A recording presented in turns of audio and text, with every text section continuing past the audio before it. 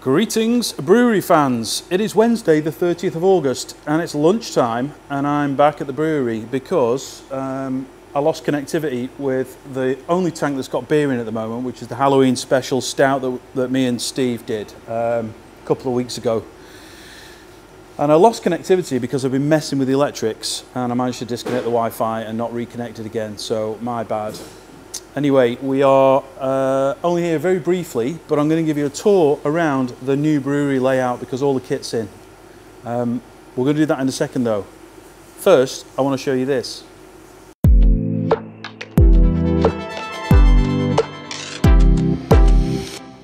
We have come to Weston, just on the outskirts of Crewe, and the smell of farming is in the air.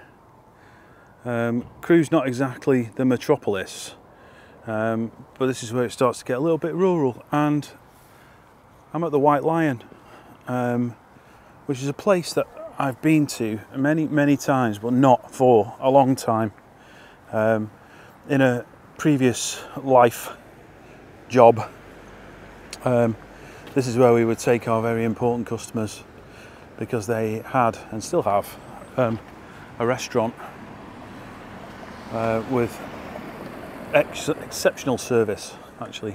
It used to be silver service, I seem to remember. When I was a kid, we'd come here for birthdays and whatnot. But this is it. It said on the front there, 16 something or other, very old building.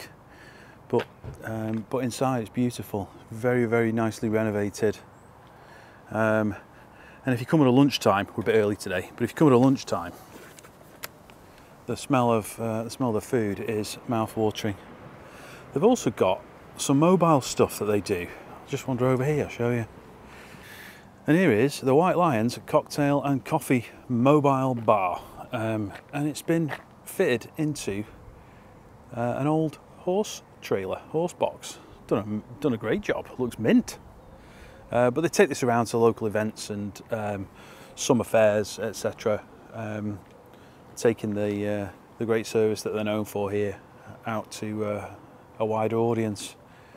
They're actually taking it to the Nantwich Food Festival next weekend, where they're sponsoring the cook-along tent and doing some cocktail masterclasses. So if you fancy a bit of that, look it up. Nantwich Food Festival. Lovely outdoor area here as well. The garden grill. Obviously not got the weather for it today really, but at least it ain't raining. But you can see this would be bustling in the summer. Beautiful. I could do with some of these big parasols actually at our place, couldn't I, outside? Wonder if it'll fit in the back of the truck.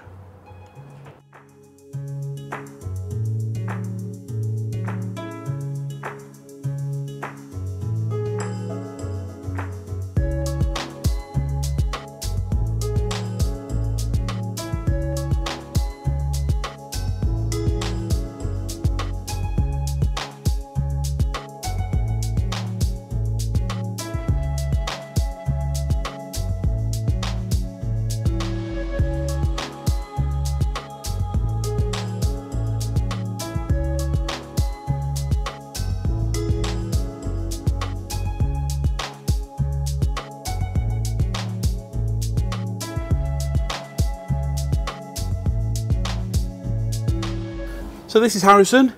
Harrison is, I don't know your job title here, bar manager, I think it's cellar manager? Restaurant supervisor, but more situated on the bar. Yeah, I think more than anything. I don't really have much to do with the floor. How long have you been here? It's coming up to 2 years now, to be fair. 2 years? Yeah. But I was out of it for a while, so I worked at Nando's for 4 years. Right. So I was in a bar before that. Yeah. And then straight after that I went so into always like hospitality? Cooking. Yeah. I think it was more the grill side cooking in Nando's, but I mean, I say it's cooking, it was just prepping. You know what I mean? So it took me a little while to get back into. I'd forgotten this place has a hotel attached as well. Yeah. It was. I'm not sure if the hotel side was here when I used to come in the 80s, maybe. No, they built it in. So Alan and Gordon live over there. They sold it in 2002, but they built a hotel before that. So I think they must have built it in I think it was like 97 or 98. I'm just trying to picture the restaurant that I used to, or it was a dining room it was called at the time. The dining rooms, the pub and the dining room were kind of distinct. You have snacks I think in there, but if you wanted a proper meal then you go into the dining room in there. Is that still exist, or is that the function room now? I think there's probably the function room, that's just behind there.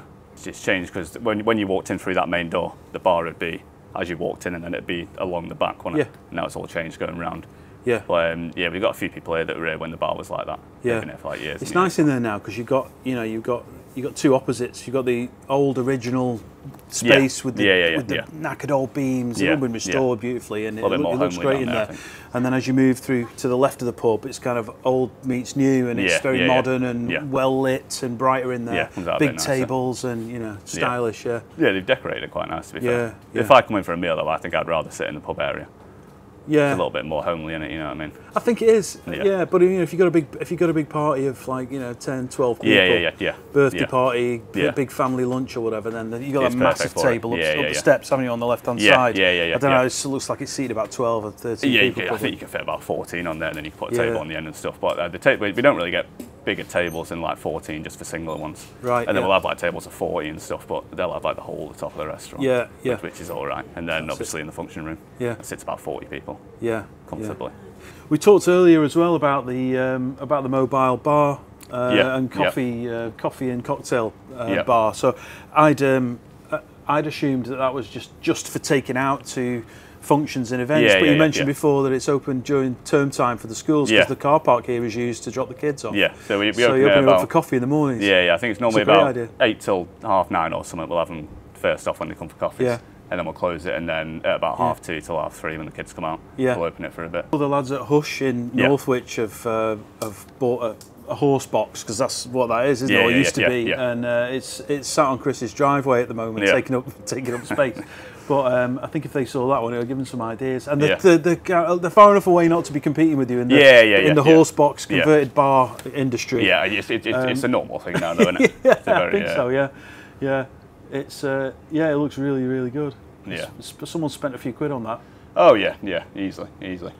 So Moss and Dragon's going well. Going well, yeah. Fingers crossed. Well, that'll keep up. I think we're hoping for a couple a week. Might be one a week. Might be 1 and 2. See what the demand is. Could probably get 2. It's selling better than first class. First class we'd normally do 2 a week. So I'm assuming it'll be 2, maybe 3 as we get. Yeah. Hopefully, you know what I mean. Hopefully we get some more. Hopefully the regulars will pick it up and stick with it. Yeah, exactly, good. Yeah. Well, the offer's there if you want to try any of the other beers. Damn right, I'd definitely get a Mergy. We can try it out and see how that goes when the opportunity arises. Yeah. And we got this Halloween special coming up as well. This stout with nutmeg, cinnamon, etc. So I'll give you a shout about that. I've been here at the time. Maybe give that a whirl. A bit seasonal. Yeah. Once the dark nights start to roll in. It's nice to have a Halloween seasonal, to be fair. Because obviously you got your Christmas ones and your autumn ones. Exactly. Like we always get plum pudding or we'll get plum porter for Christmas. Yeah. But there's never really anything there for Halloween. Yeah. So we'll definitely try that. Good stuff. All right, Brill. Thanks for showing me around. I appreciate it. Anytime. All right.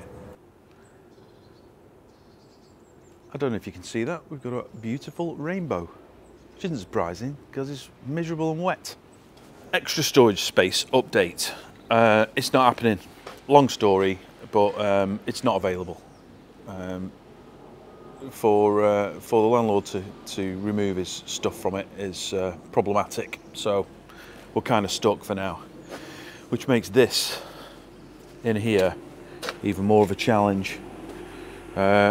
I'll just show you where we come in through the door, and immediately we're in trouble, right? I can't even get these doors open properly because we've got empties, grain, and then the tanks.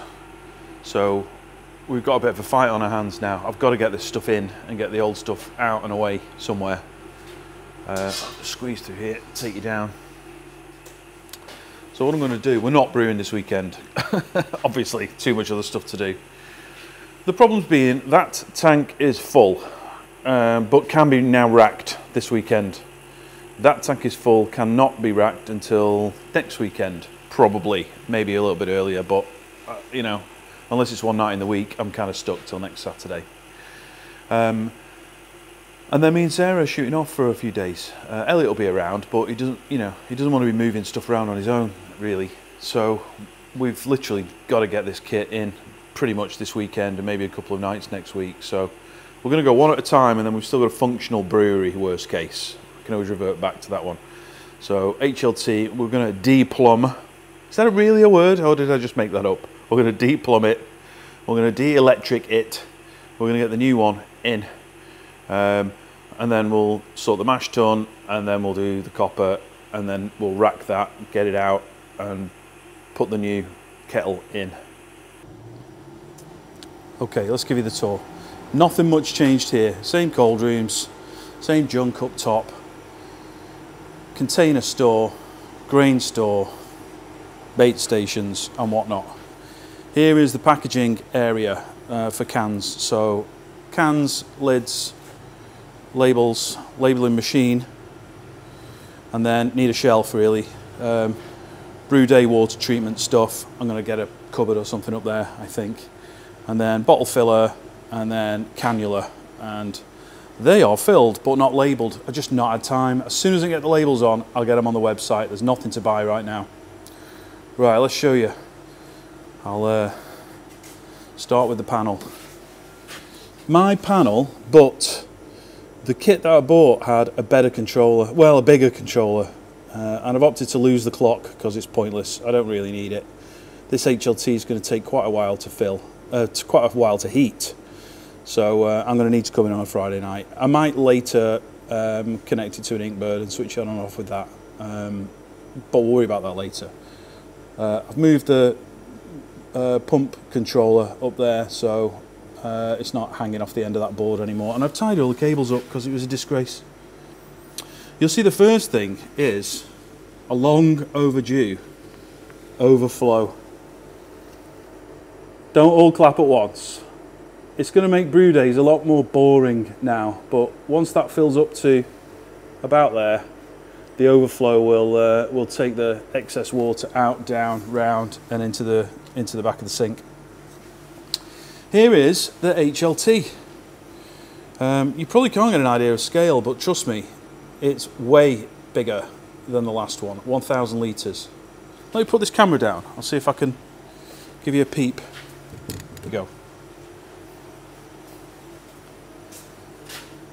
See what I mean? And it's wider. So that will give us sufficient water for what would have been a double brew.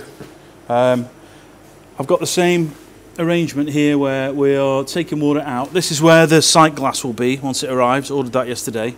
So the sight glass will go up the front and then out and down, and a little pump at the back which drops the water from the bottom of the tank into the top, so we're constantly circulating. The main outlet here connected by the same hose as before, but now we have the pump tucked away out of sight because it's been faultless. Now I've moved it, it won't be, but pump is there along with the solenoid valve and the flow meter, which is connected to that little device that I just showed you on the wall, the pump controller. So I can just program in how many litres, hit start, and it'll pump through this hose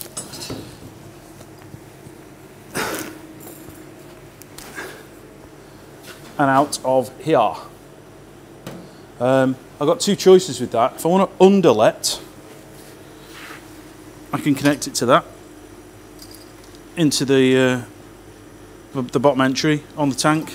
If I don't want to underlet, if I want to just fill from the top, I can fill through there on an arm, an elbow or similar. And obviously I can connect the sparge arm as well with the same connector. That's all working, tested, ready to go. I've got a door! I've got a door on the mash tun. I can rake it out now instead of standing and digging it. That's going to be brilliant. Okay, this is where the pipe work kind of ends. It's all nice and automatic to this point, and then from here I'm waiting for pipes. So I'm going to show you that in an upcoming episode. But basically from there I'm going to go into one of the pumps with a cross, not a T, a cross, like a cruciform 4-valve manifold, you might call it. I suppose it is a manifold, but you know what I mean, on the front.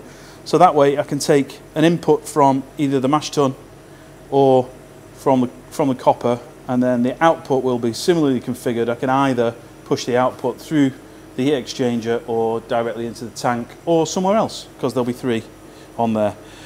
One big change is I'm not pumping directly from this as we drain it down. I have bought a stainless steel, I think it's 28 litre stainless steel container, which I'm putting a tri-clamp on the side, and we have also got, in my little box of bits, a Y filter. It's only a small one because we're going to strain as we go in anyway. It's just to catch any big bits.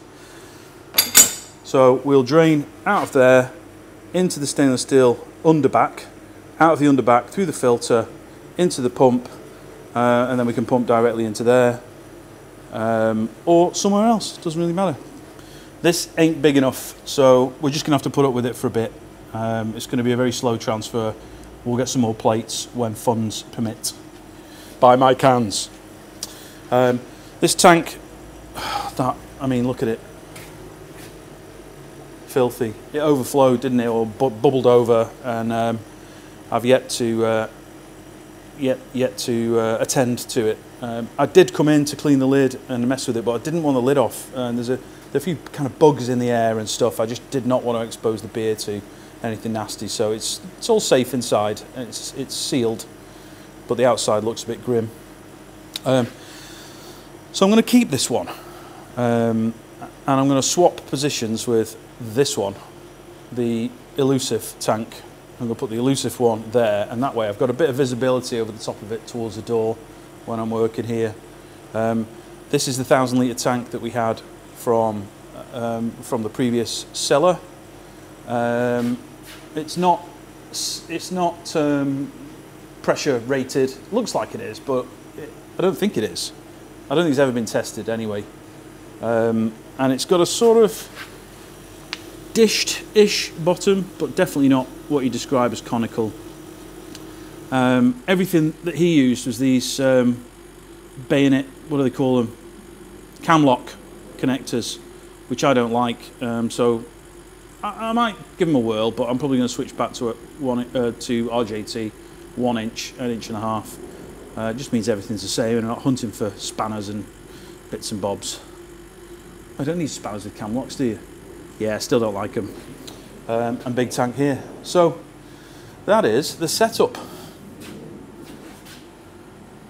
And I'm aiming to brew for next Saturday, this Saturday, but I don't think I'm going to make it. As far as power is concerned, you'll see a few changes on this board. Your sticker's still there, Billy.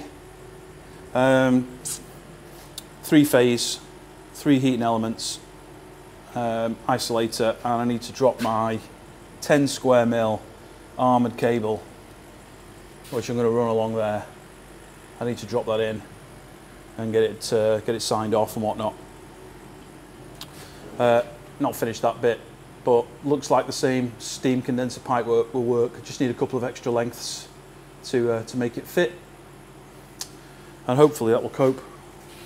Heating elements, these are 6 kilowatt 3-phase.